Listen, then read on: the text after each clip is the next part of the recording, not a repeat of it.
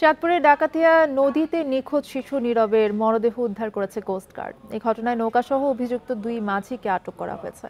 দুপুরে কয়লাঘাট সংলগ্ন ডাকাতিয়া নদীতে গোসল করতে যায় নীরব। এ সময় ইঞ্জিন চালিত বোটের ধাক্কায় পানিতে তলিয়ে যায় শিশুটি।